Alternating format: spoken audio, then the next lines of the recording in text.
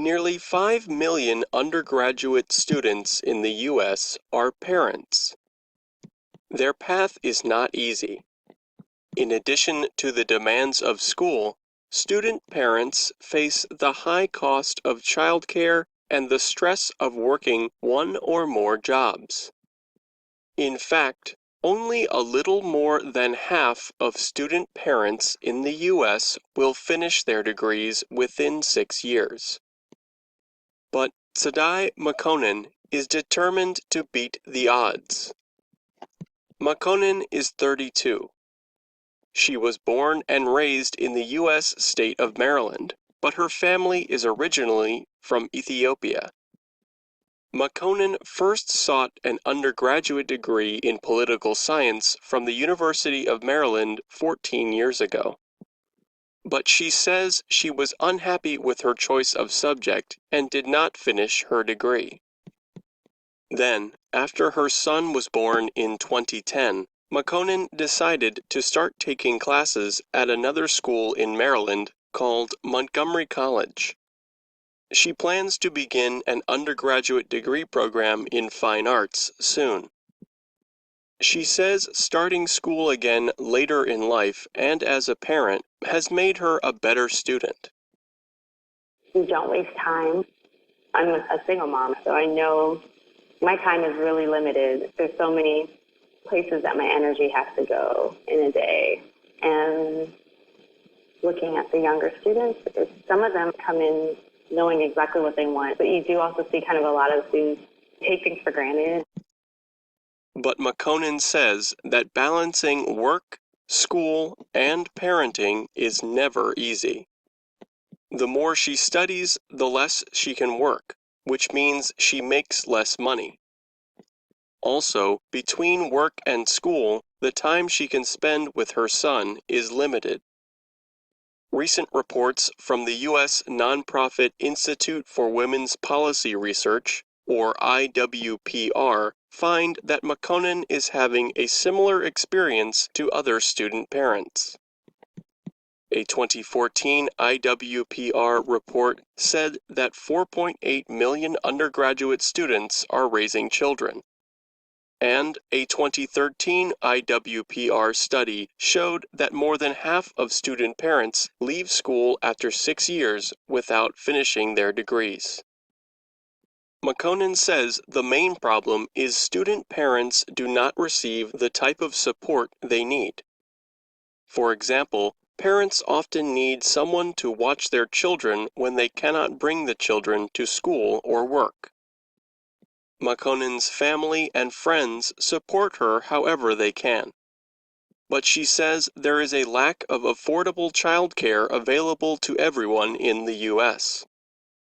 A recent report from Childcare Aware of America said the average cost of sending an infant to a childcare center in the U.S. is more than a family would spend on average on food for an entire year. Makonnen admires countries like France and Denmark. The governments of these countries pay large portions of childcare costs for their citizens. But she thinks the U.S. should go further. If we're trying to raise whole human beings and make the world or this country a better place for the following generations, I think childcare should be free, and not only free, it should be high quality. Makonnen's wish already came true once. In 1940, the U.S. Congress passed the Lanham Act that made childcare almost completely free during World War II. But that action ended in 1946. However, last year, Congress did approve almost $1 billion in new spending for early childhood care and education. Some schools are aware of the challenges student parents face and offer programs to support them. For example, many universities have programs for non-traditional students. These are students who do not seek degrees right after high school. Bonnie Anderson, who is from the state of Massachusetts, eventually took advantage of one of those programs. She had first started a degree program at the University of Massachusetts at Amherst back in 1980. But she chose not to finish after losing some of her financial aid. Anderson instead moved to Sweden and then had 3 children. After returning to the U.S., she decided that she really wanted to earn a degree. But her parents did not support the idea of her returning to school. They felt Anderson should not take time away from her children just to study. Her parents also felt she should not spend what little money she had on her own education. So Anderson looked for a university that would offer more than just strong academic programs. She needed a place that could provide additional support for her family. She found it at Wellesley College, an all-female school in Wellesley, Massachusetts. Anderson enrolled in Wellesley's Davis degree program in 1995 when she was 34 years old. The Davis degree program is designed for students over 24 years old. It lets students choose a class schedule that does not conflict with their work or parenting duties. But Anderson still struggled with the stress of working several jobs while studying and raising her children. At one point, she came into the office of her academic advisor crying and saying she wanted to quit. However, her advisor would not let her quit, Anderson says. She was kind of like, whatever you do, don't drop out. I'm just telling you, whatever you do, you belong here, don't drop out. And those words were like magic to me. I belong here, I belong here. No one's ever said that to me in my life. Anderson finished her degree in 1999. She achieved her goal by turning to her friends for help, asking them to watch her children when she was unavailable. She also made use of other services at Wellesley, such as the Wellesley Students' Aid Society. The society helps lower-income students by giving them donations. Many schools across the U.S. offer similar programs and services for non-traditional students. Some schools offer special housing to students with children or other special needs.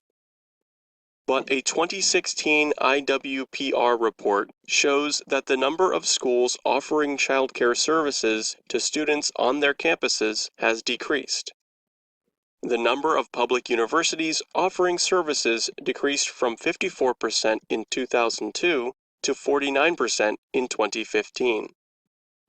Diana Corson is the Associate Director for Childhood Services at Arkansas State University in Jonesboro, Arkansas. The university has been providing support to parents for over 40 years. Also, bestcolleges.com put the school 9th on its 2015 list of 50 best colleges for students with children. Corson says the school offers training programs for parents and fun events for children, as well as medical services through the nursing program. The school also built a childcare center on campus with room for 236 children in 2007. Corson says universities must do all they can to support both parents and children. Stress and fatigue in the parents influences what happens with the child. When the school and the parents have a strong, positive relationship, that pays off in benefits for children and their learning. Anderson believes student parents should not be treated too much better than regular students. She says people with children must understand that going to school and raising a family at the same time requires sacrifices. In today's market, those sacrifices may be necessary. A 2014 report from Georgetown University's Public Policy Institute said that by 2020, 65% of all jobs will require more than a high school education. I'm Pete Musto. Nearly 5 million undergraduate students in the U.S.